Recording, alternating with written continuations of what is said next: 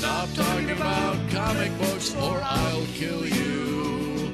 I don't care if the Hulk could defeat the Man of Steel. Hey, good morning there, comic fans. Bullseye Bob here, and welcome to another episode of Having Comics with My Coffee. We're sitting here in Portland, Oregon on a balmy Saturday morning. It's definitely raining outside. It's one of those soaking type rains. We're not getting any floods or anything like that, but it's definitely one of those mornings where we're getting soaked, and that's how it is here in Portland. But thank you for joining me.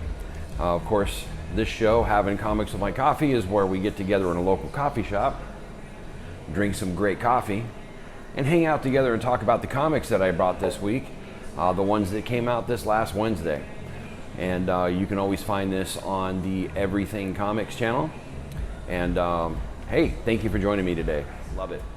Of course, I'm coming to you live and in living color from the Refuge Coffee House here in Portland.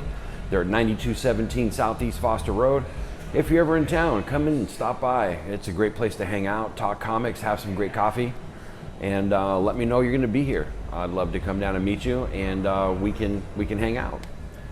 So do me a favor, hit that like and subscribe button, and we're going to go ahead and get into today's show. Like I said, got a couple of announcements first.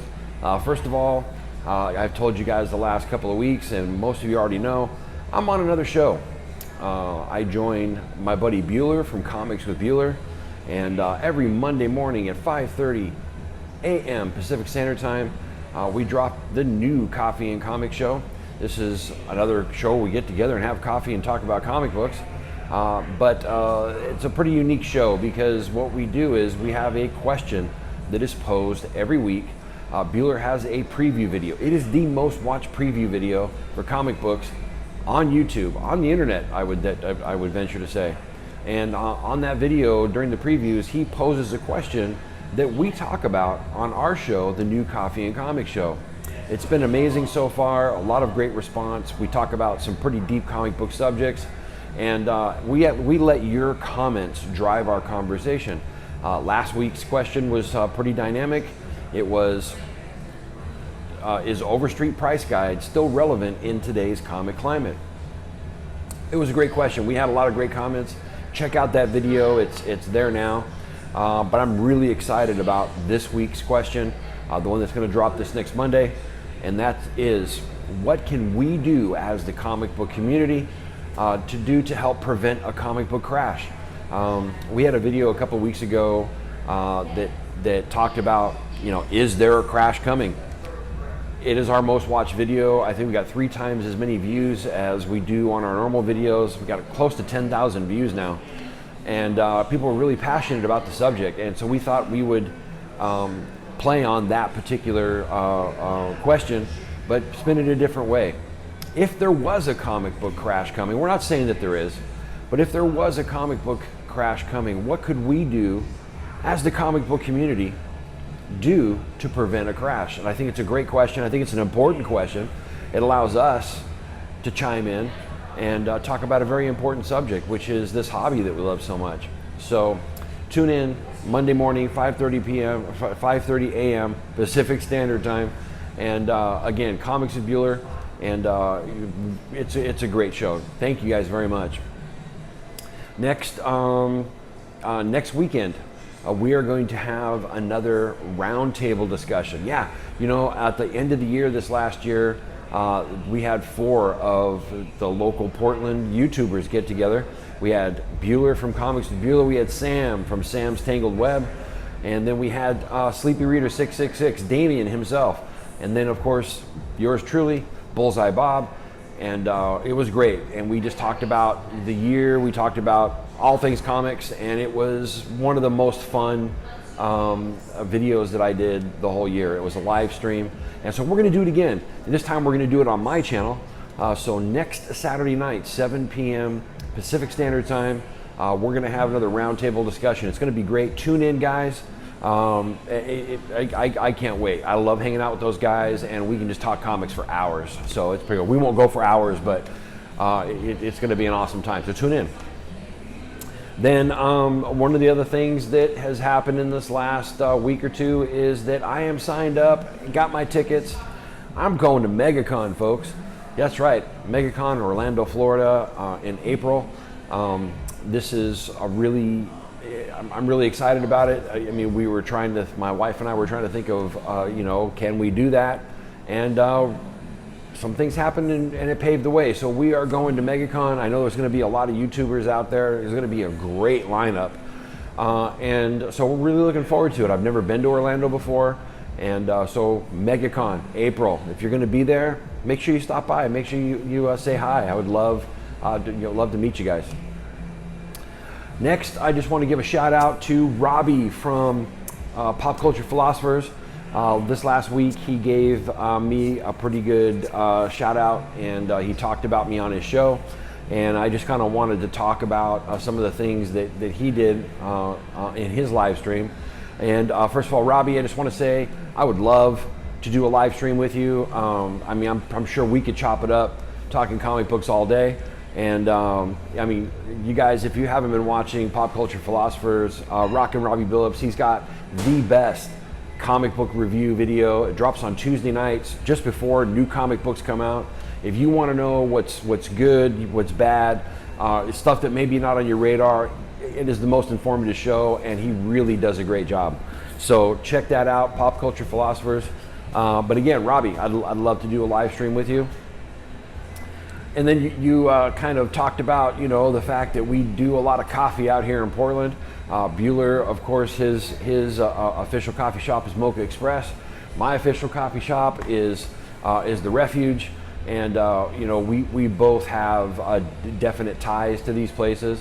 Of course, I hang out at Mocha Express. He comes here and hangs out at the Refuge like you're seeing, so it's not like one or the other. But I will tell you that you asked the question, who has the best cold brew? And I will say it's not Mocha Express. It's not the Refuge, even though this morning I am having a nice cold brew. The owner proprietor, Keith, he actually brews this at home. It's really good. But I will say that the best cold brew in Portland is Stumptown. Robbie, if you've never tried Stumptown, do me a favor, hit me up on Facebook Messenger, send me your address. I will send you a stubby. That's what they call those stubby bottles. And it is the best cold brew that is out here. If you ever get a chance to come to Portland, they have the Stumptown cold brew on tap, and it is markedly stronger than what you get in their bottles. And it will curl your eyelashes for a week before you even say hello. It's really good stuff.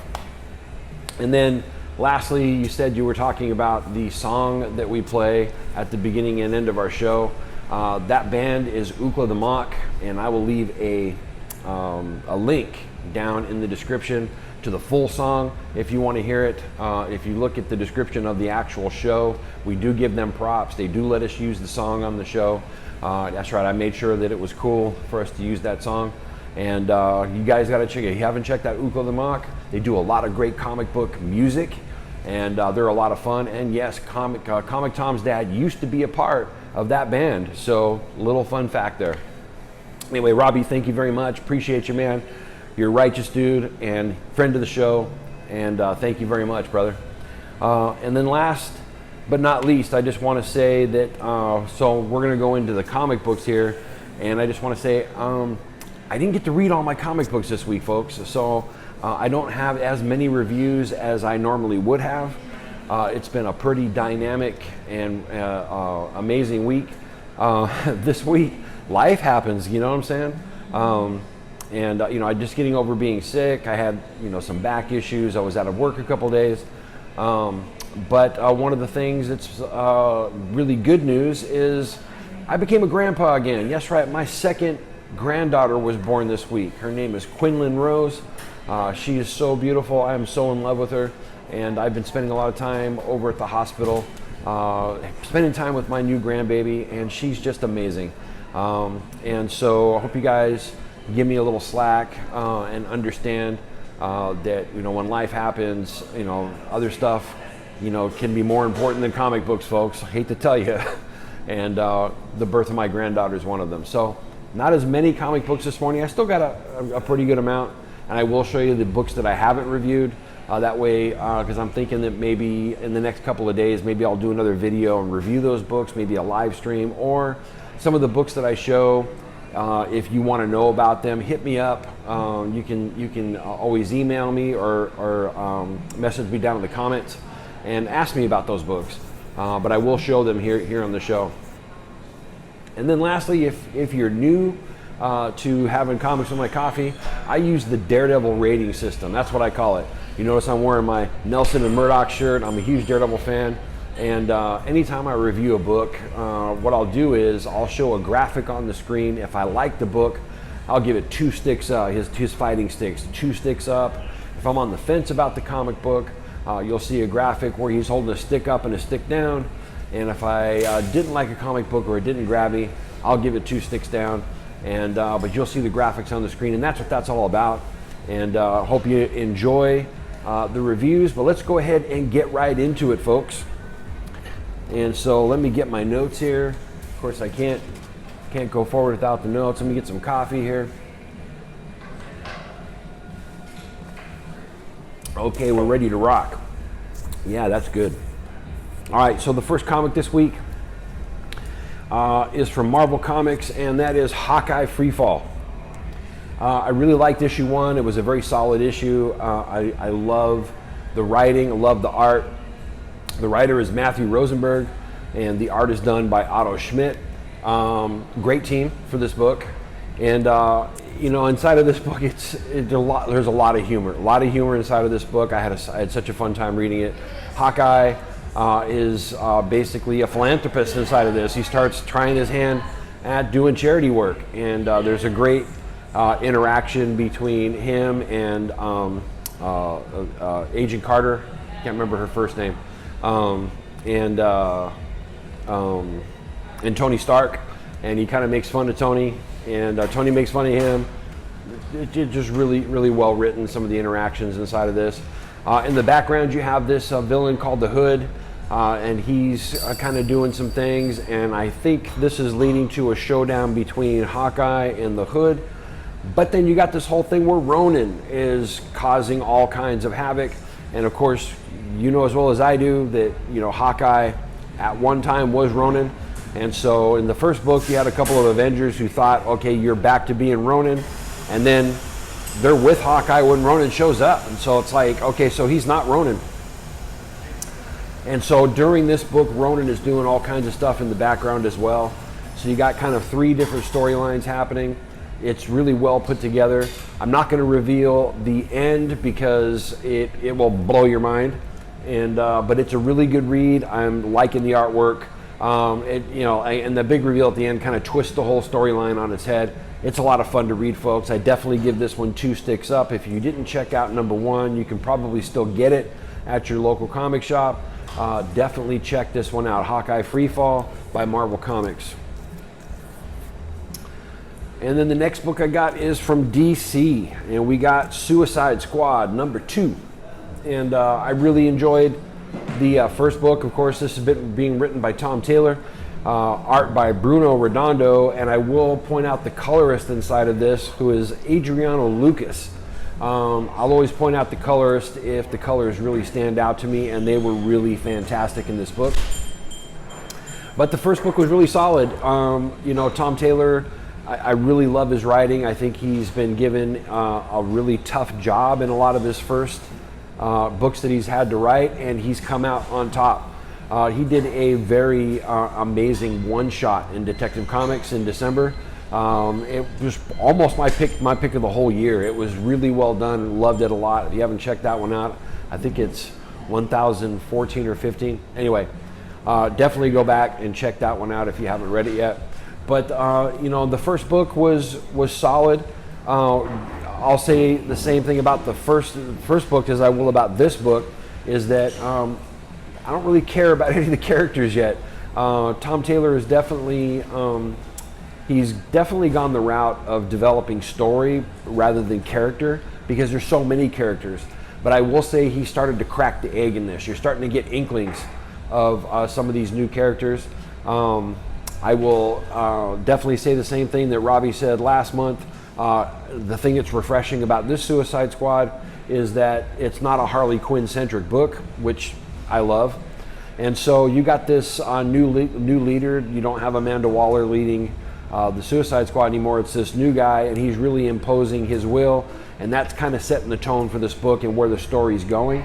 And even though I don't really care about the characters, I love how this is written.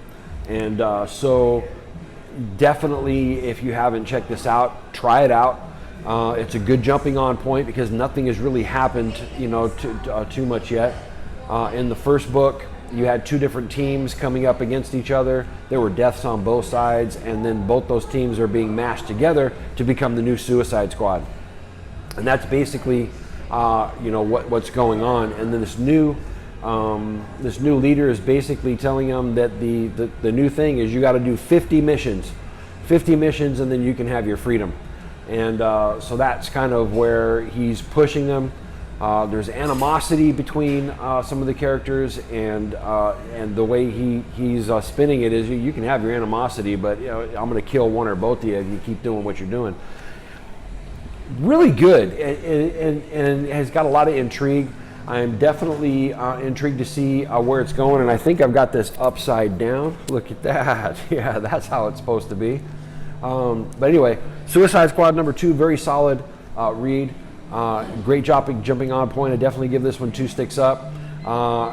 If Tom Taylor keeps writing the way that he has been, I'll read anything that he does because I'm really enjoying his stuff. 2 sticks up, folks.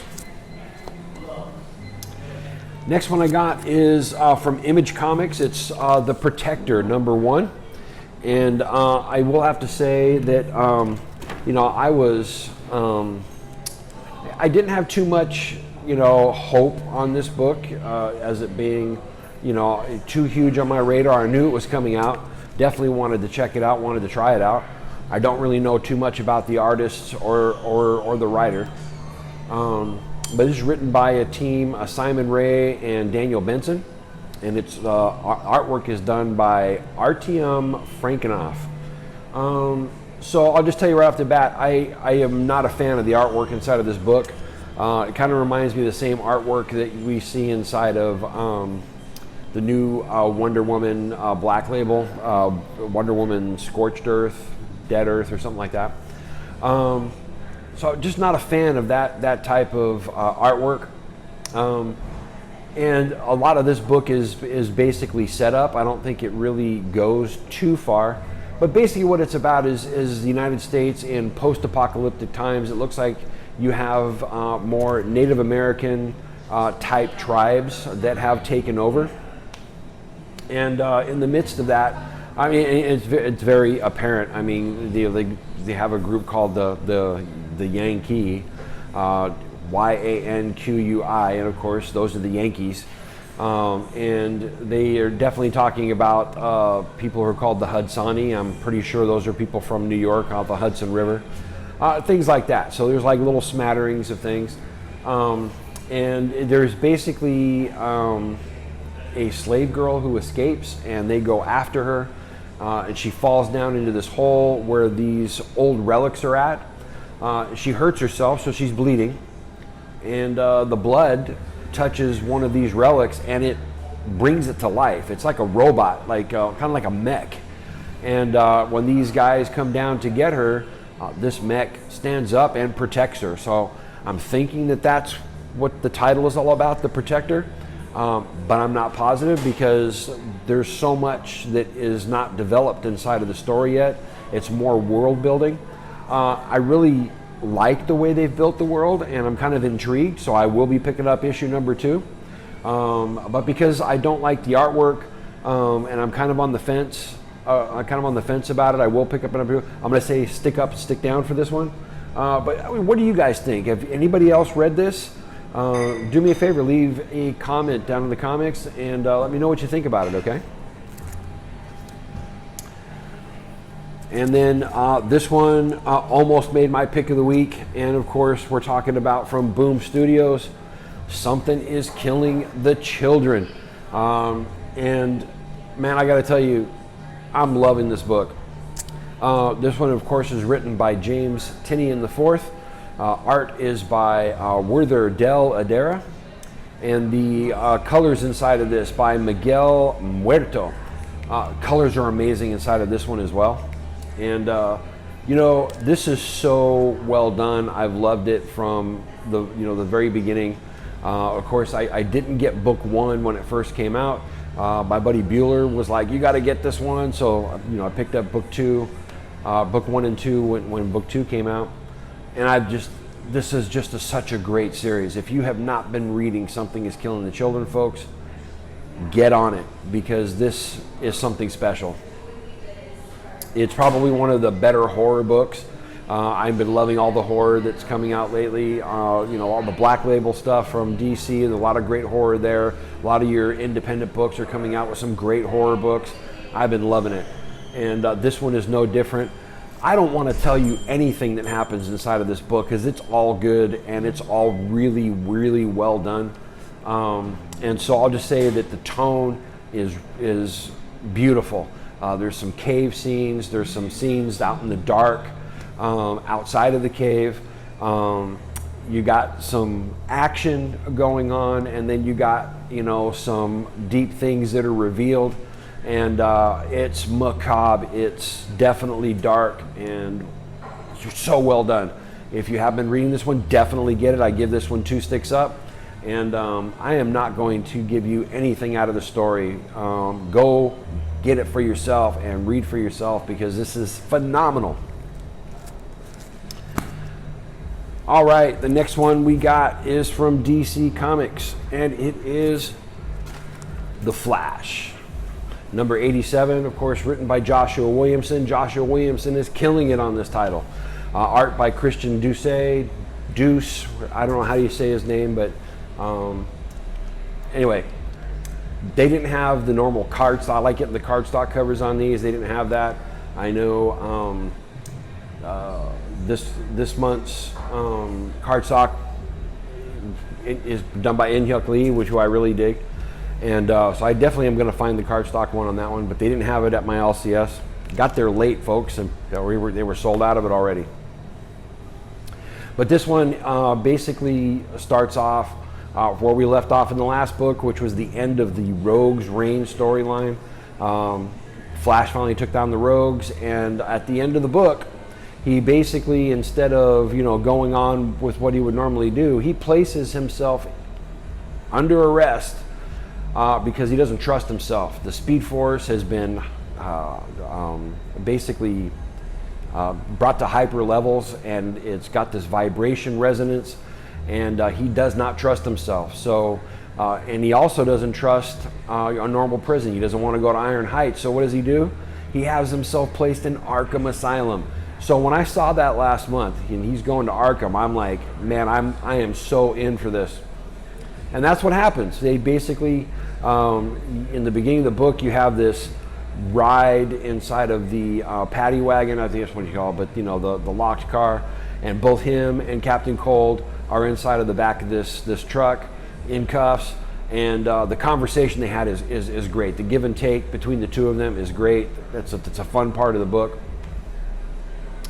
But I'm kind of mad at Joshua Williamson on this one, because they get to Arkham, and you get to see Two-Face, and I'm thinking, I'm in for this ride. It'd be so awesome to see Flash in Arkham Asylum. We're there for 2 seconds, folks, and that's it. Spoilers. So don't look at this as being, your Arkham Asylum book. It's not going to happen. Although I wanted to see that. Anyway, what ends up happening is basically, not only does he have this going on inside of him with the Speed Force, Wally West does as well, and so they bring in one of his old villains, the Pied Piper, to basically hit him with sound waves to level him out. And when that happens, boom, Captain Cold breaks out of Arkham Asylum, and the Flash goes after him, and that's all you see of Arkham Asylum. Anyway, if that was where they left the book, I would have been really mad, but there's something that happens at the very end of this that I was blown away by, and I guess next month we're going to see a brand new villain for the Flash, so that will be a key issue. But this is still a great hopping on point. Like I said last month, if you weren't reading Rogues Reign and you were looking for a great place to hop on The Flash, this is a great one to hop on. The artwork is good. Williamson's writing, you just can't go wrong with it. And so I give this one 2 sticks up. even though he duped me. No Arkham Asylum, man. I was pissed. So anyway, check this one out, folks. It is a good book. 2 sticks up. And then we have my pick of the week. And no further explanation on this one. Marvel Comics. We got Thor, #2. Written by Donny Cates. Art by Nick Klein. And, you know, I love #1. You can definitely tell when Donny Cates says that, you know, he's always wanted to write Thor, it was very apparent right off the bat. He brings to Thor exactly what I've been wanting to see for a long time. And basically, you know, spoilers at the end of issue #1, Thor becomes the new Herald of Galactus. Oh, I mean, talk about, you know, cosmic goodness, alongside of the fact that Thor is well written inside of this book. Of course, he is now king of Asgard, and then there's this whole thing with Mjolnir becoming heavier as he's taken the throne. But inside of this, since he's now become the new Herald of Galactus, this book is more about their relationship and how they're jockeying, and Thor is not going to be like any other herald that he's had before. He's not going to take any guff. And there's some scenes inside of this where he takes it to Galactus, and then Galactus tries to take it back to him. So well done, so much fun. The gravitas of what I love in a good Thor story. Donny Cates writes it very well. If you're not reading this book, you should. Really, really dug it. And at the very end of this book, I'm not going to spoil it, a character shows up, and it makes me very excited to get to issue 3. I think Donny Cates is going to kill it on this book. I love what he's been doing in Venom, but I am more excited about the new Thor than I am about anything else that he's writing right now. And so definitely 2 sticks up. This is my pick of the week, folks. Solid issue #2. And I got no reason to believe that he is not going to kill it on this book. So check this one out, folks. And so those are the comic books that I was able to read. I have a lot more comic books that I bought, but because of the fact that I've had, like I said, life happen, I just was not able to get to reading my comics, folks. And so here are the other comics that I bought. And like I said, if there's any of these you want to know, because I will have read them by Monday morning or Monday night. So if there's any of these that you want to know about, leave me a comment. Or maybe even on Monday or Tuesday night, I may just do another impromptu live stream and just review the rest of these books. I don't know if I'm going to do that yet or not. I'll let you know if I do. But so the other books that I picked up was Ravencroft Institute for the Criminally Insane, #1 by Marvel Comics. Looking forward to checking this out. The other Ravencroft stuff has been, you know, nothing to really write home about, but I'm interested to see their take. It's basically going to be Marvel's Arkham, folks. Then I got the Weapon Plus #1, World War IV. There's some great man thing on the cover with the triple Gatling guns there. And so yeah, I'm interested to check this out. From Image Comics, I got Philadelphia #3. Loved issue #1. Issue #2 didn't grab me, but I'm on board with this. I really hope they redeem themselves in issue 3. Then I got Detective Comics Annual #1 or #3, and I'm usually not too crazy about annuals. They always let me down, but you know, I'm going to check it out. Detective Comics is always in my pull list, so it's going to be there. But hopefully this will be better. Then of course I got Immortal Hulk #30. It's another book that here lately has been disappointing me. I hope it gets back on track. I love Al Ewing. I love his stuff.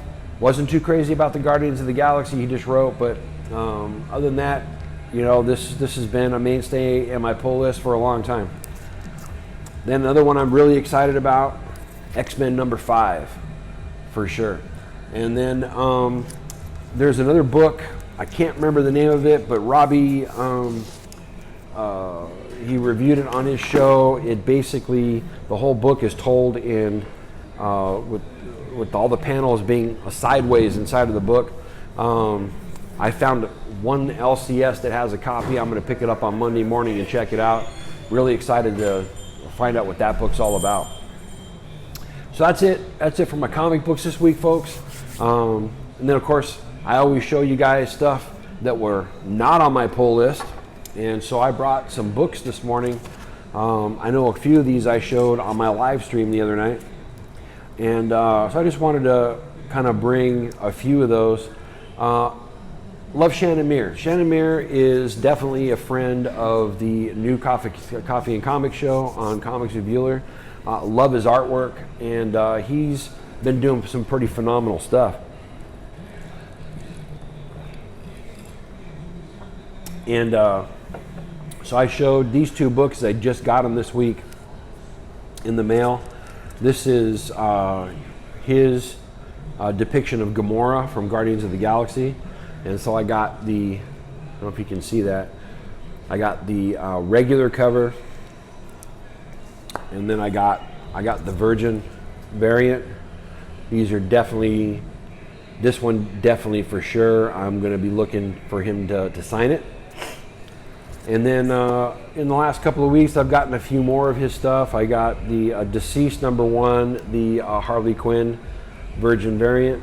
I don't know if that's, I really, really love his art style. And then, of course, I got the Poison Ivy and Harley Quinn. This is #1, and I got both the covers on that.